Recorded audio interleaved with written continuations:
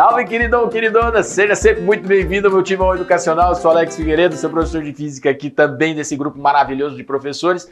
E assim, você já sabe o que é calor, já sabe o que é temperatura, sabe diferenciar o que é calor de temperatura. E agora, o que eu vou fazer? Só para a gente memorizar um pouquinho mais, eu até separei as equações que são mais importantes para esse processo de troca de calor, deixei aqui para você, dá uma olhadinha aqui. E para calor específico sensível, tá? Então eu tenho lá a massa, o calor específico, a variação de temperatura. Se caso você tiver que fazer uma mudança de estado físico, e aí durante o processo de mudança de estado físico a temperatura permanecerá constante, essa primeira equação aqui não tem lógica para você, porque isso aqui acabaria num processo matemático, se você só visualizar daria zero. Então, por esse motivo, a gente acaba diferenciando o que é o calor específico sensível para variação de temperatura do calor específico para mudança de estado físico. Essa é a oportunidade que nós temos, então, de interpretar o que vai acontecer quando aquece ou esfria e o que vai acontecer quando muda de estado físico. Quando isso acontecer, aí a gente vai conversar um pouquinho melhor, nós temos lá as mudanças de estado físico, uma aula específica para isso, tá? Daqui a pouco a gente vai ver. O que é importante nesse nosso momento é a gente entender que, para todo o processo de trocas de calor, um corpo mais quente passa para um corpo mais frio de uma forma espontânea, eu tenho que saber identificar que todos são calores distintos. Então, por exemplo, eu quero aquecer gelo para virar vapor. Já foi questão até da FUVEST. Quantas formas de calor ali estão se manifestando? Não é uma só. A energia é calor, mas quantas formas desse calor nós temos? Então eu tenho lá um calor para poder esquentar o gelo até ele começar a entrar em processo de mudança de estado físico. Depois, após isso, ele vai sofrer o processo de mudança de estado físico, a gente vai saber que é o processo de fusão. Depois ele vai esquentar, vai aquecer-se novamente para virar líquido, já depois no estado líquido, até chegar aonde? No seu estado de vaporização, outra mudança de estado físico, para depois que sofrer o processo de vaporização, aquecer até chegar num vapor. Então olha só, galera, eu tenho ali vários calores envolvidos no processo. E como que eu faço então quando eu associo um corpo ao outro? Qual vai ser a lógica dessa determinação? Então, para a gente poder brincar com isso e tirar muitas dúvidas, é necessário estar conectado. E aí eu deixo para vocês as minhas redes sociais para a gente poder brincar. Ó, Alex24Fitmind no Instagram, Figueiredo Oficial para Facebook, ou se quiser mandar para mim um olá, ou então pedir uma lista extra, tá lá, nós estamos aí à sua disposição no profalexfisica@gmail.com, tranquilo? Então assim, sem mais delongas, o nome desse processo é Princípio das Trocas de Calor. E Alex, como é que se dariam as trocas de calor? Da seguinte forma, um sistema de vários corpos, termicamente isolados do meio externo, a soma de todas as quantidades de calor envolvidas ali, tá? Como se trata de um sistema isolado termicamente, eu igualo a zero. Como assim, Alex? Simples assim, gente. A gente sabe que nós estamos em constante troca de calor, de energia com o universo. Mas para efeito de cálculo, para efeito da gente construir um mecanismo inteligente no cálculo e na observação desses fenômenos, é importante a gente reduzir o espaço, reduzir o universo que a gente está interagindo. Então, por esse motivo, fica mais simples quando eu consigo isolar esse meu conteúdo, o conteúdo que vai fazer o processo de troca de calor. Então, dá uma olhadinha. É como se eu pegasse uma coisa muito simples, lá na sua casa, no seu dia a dia. Você acordou e você foi simplesmente tomar o seu pingado. Para quem não sabe o que é pingado, aqui na nossa região a gente chama de pingado, café com leite. Você tem lá café com leite. Pega um pouco de café, ou muito café, depende, mistura com o leite e aí você tem um pingadinho. De acordo com a quantidade de café e leite, você tem uma cor um pouco diferente e às vezes você tem misturado, por exemplo, café quente com leite frio. É o que a maioria das vezes fazem. Então você tem lá e vai mornando também a minha temperatura para não queimar a boca, ou então eu quero mais quente, eu ponho mais café, mais preto, e você vai variando esse sistema. Entende a ideia? Agora, se eu começar a pensar que eu estou colocando o café, ele está trocando calor com o ar, está trocando calor com a xícara, está trocando calor com o leite, está trocando calor com o açúcar, está trocando... Vixe, eu aumento a complexidade do processo. Então, o que eu desejo nesse primeiro momento, e a proposta do estudo das trocas de calor é essa, é que a partir de cada etapa do seu amadurecimento, a gente vai colocando mais fatores ali. Mas para poder visualizar isso, seja de 2 em 2 ou de 1000 em 1000, é interessante você reduzir esse momento entre as partes. E reduzir esse momento entre as partes nada mais nada melhor do que isolar esse momento, beleza? Isolou, o que eu chego à conclusão, Alex? Que toda vez que você tiver trocas de calor, você vai partir do conceito de que o somatório de todas as quantidades de calor tem que juntas zerar. Ou seja, o corpo que vai ter mais aquecimento ou maior temperatura vai trocar calor exclusivamente com o corpo conectado a ele nesse sistema de menor temperatura. Beleza? Então assim, por esse motivo, a quantidade de calor cedido mais a quantidade de calor recebido tem que ser igual a zero. Por esse motivo, que às vezes muitos autores colocam justamente isso. O módulo da quantidade de calor cedido é igual ao módulo da quantidade de calor recebido. Beleza? E aí você tem a questão de sinais, um sendo o oposto do outro. Aqui eu coloquei em módulo para você entender justamente o seguinte: se eu tenho uma quantidade de calor para trocar, alguém vai doar e exclusivamente alguém vai receber. Parece ridículo. É, mas é simples. É isso que às vezes a gente acaba confundindo. Agora, de que forma que é? Qual vai ser essa moeda calor que você vai trocar? Aí vai depender da característica que está acontecendo. Por quê? Porque às vezes eu tenho um limite lá de calor específico, certo? E para poder atender a demanda que está pedindo aquecimento, você tem que emprestar mais ainda. Então, às vezes você vai mudar de estado físico para poder assumir e equilibrar energeticamente toda a demanda. Então, isso daí que às vezes a gente não consegue visualizar. A gente acha que é só uma quantidade de calor e é outra quantidade de calor porque só são dois corpos. Peraí, às vezes você tem mais quantidade de calor envolvidas do que corpos. Tá? Então, por esse motivo, que quando a gente coloca um sistema de N corpos e de N quantidades de calor, você tem essas variações. A soma de todos os calores igual a zero. E no caso do sistema não estar termicamente isolado, é aquela situação que eu falei para vocês. À medida que vai evoluindo o raciocínio, a gente também evolui essas quantidades de calor. Então aí eu tenho que adicionar aqui a influência que é trocada com o ambiente. Tranquilo? Então aí o calor deixa de ser igual a zero.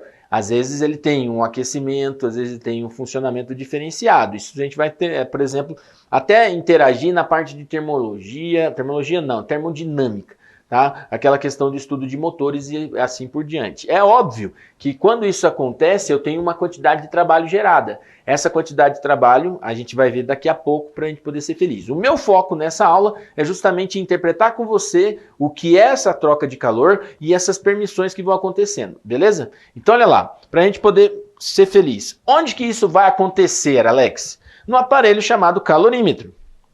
O que seria esse calorímetro? Esse recipiente termicamente isolado que evita a troca de calor entre o seu conteúdo e o meio externo. Ele faz justamente uma proteção, ele isola. Então um exemplo clássico disso é a garrafa térmica. Mas Alex, a garrafa térmica funciona eternamente? Ela é realmente um perfeito calorímetro? Não, né, gente? Se fosse, imagina, a gente tem lá uma garrafa térmica, coloca um cafezinho quente lá dentro e perde ela no Pantanal, sei lá, ou então você vai lá para uma cidade aí e perde ela. Dali um mês você volta, acha ela. Abriu, o café tá quente ainda. Se ele vai estar bom ou não é outra história, mas tá quente ainda. Cara, isso acontece? Não. Geralmente você tem uma blindagem térmica muito difícil. Quanto maior a blindagem térmica das garrafas térmicas, mais caras elas ficam, porque é mais difícil. tá? Então tem garrafa térmica aí que você tem lá com 24 horas, 48 horas, já perdeu todinho essa troca calorífera, né? Então, quando eu tenho uma garrafa térmica perfeita, olha as aspas, perfeita, ela não permitiria nenhuma troca de calor com o meio externo, beleza? O que a gente aproxima disso é o calorímetro. O calorímetro seria esse modelo perfeito em que eu tenho essa relação de trocas de calor eficiente, tá? Então, tipo, como que vai funcionar isso, Alex? Bem assim, ó. Em princípio, o calorímetro ideal não deveria trocar calor com os corpos do seu interior. Na prática, isso, né, é complicado. Portanto, em alguns casos, a gente considera a capacidade térmica do calorímetro envolvido. Lembra da equação da capacidade térmica? Qzão do calorímetro envolvido. Tá? Isso aqui, aí a gente vai ter a capacidade térmica desse meu calorímetro. Então, fique esperto. Capacidade térmica do calorímetro, quantidade de calor do calorímetro, em função da variação da temperatura que vai acontecer naquele sistema. Tá? Então, mais ainda. Então, como a gente conversou, a garrafa térmica é um tipo. Ó. Sou calorímetro. É um calorímetro, tá? Com a sua limitação. E se você quiser, você pode, na sua casa, às vezes, por exemplo, calcular a capacidade térmica dela, relacionando a quantidade de calor e a variação de temperatura que ela sofreu em um determinado tempo. Então, assim, como que funciona essa garrafa térmica, Alex? As paredes internas, elas são feitas de um vidro. Tá? Por ele ser um mau condutor de calor, que atenua seu calor por condução. Aliás, isso é uma coisa importante, eu quero salientar novamente. Eu tenho alguns processos de transmissão do calor. A condução é um deles. Como que se dá essa condução mesmo? Diretamente partícula para partícula. O calor vai passando diretamente partícula para partícula, beleza? Geralmente, então, presente nos corpos sólidos. Se caso for fluido, aí é o processo de convecção. Então, lá na nossa garrafa térmica, voltando nela para a gente poder ser feliz.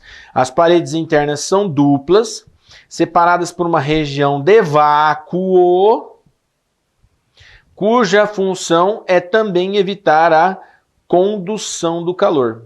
Tá? Então, tipo, se eu for observar a garrafa térmica aqui e fizer uma radiografia nela aqui, tá? O que seria a paredezinha dela? Bem assim, ó, uma parte interna de vidro, a outra parte externa com uma outra plaquinha de vidro e aqui no meio um vácuo. Tá? Esse vácuozinho que você tem aqui, esse pequeno vácuo, é justamente para evitar que o calor faça essa passagem direta aí por condução. Então aqui está bloqueado, ele não passa mais. Tanto de fora para dentro, quanto de dentro para fora. Está blindado o processo de condução, beleza? Blindou o processo de condução, não passa mais. Tranquilo? Então essa aí seria a garrafa térmica. Alex, mas vem cá, você falou que também tem a convecção. Como é que eu faço para evitar a convecção na garrafa térmica? Deixa ela fechada. Beleza? Deixa ela fechada, mantém ela fechada. Abriu, ela vai trocar calor com o meio externo, tá? Então ali, para a gente poder ser feliz, então, na sequência, o que eu quero que você visualize? O vidro que são feitas as paredes internas da garrafa é espelhado. Ah, para quê? Para o café se ver melhor? Lógico que não.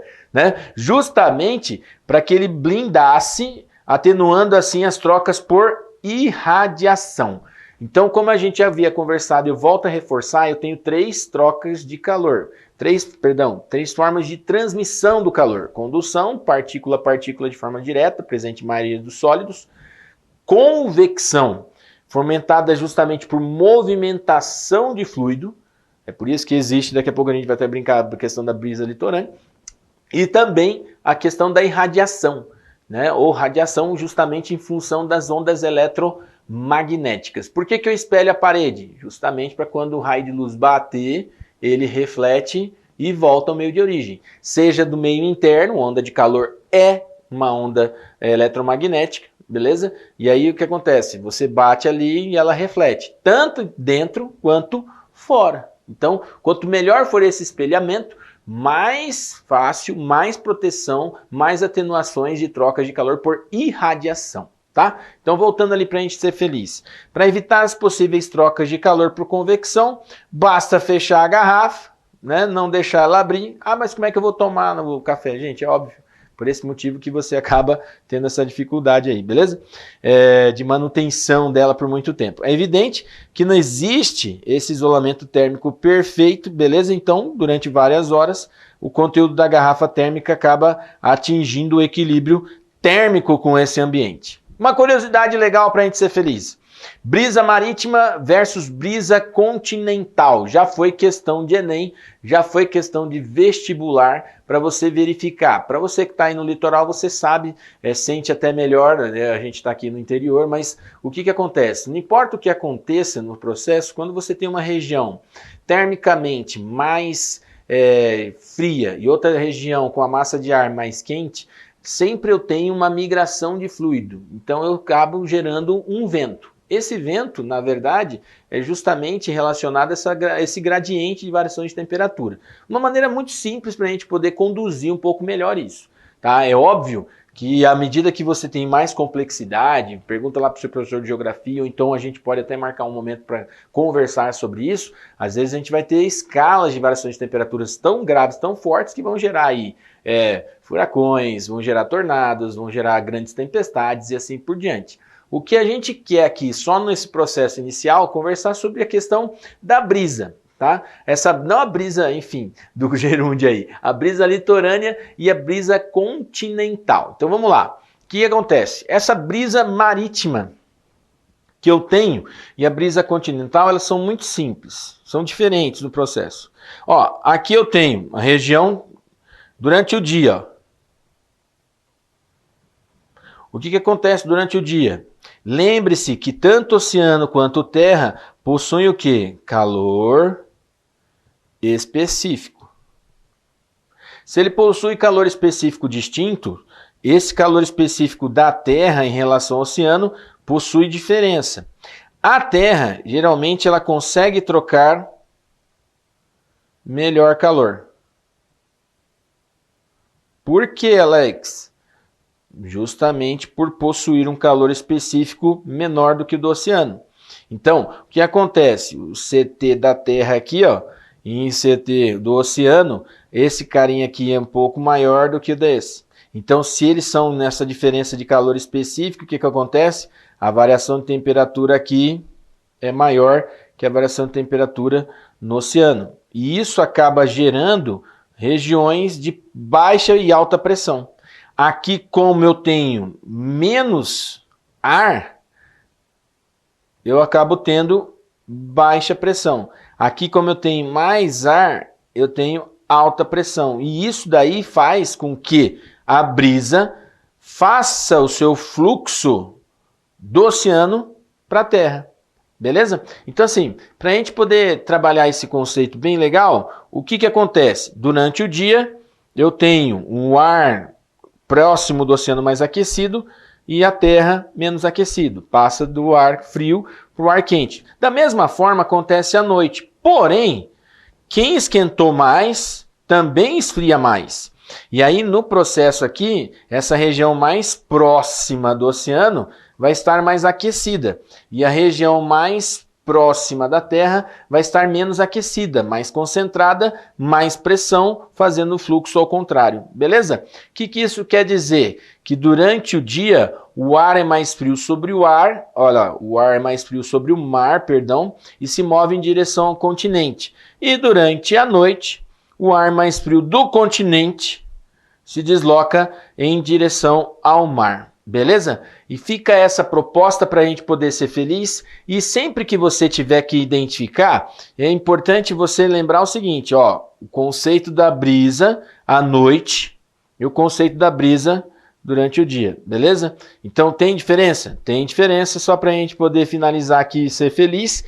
Durante o dia a brisa é marítima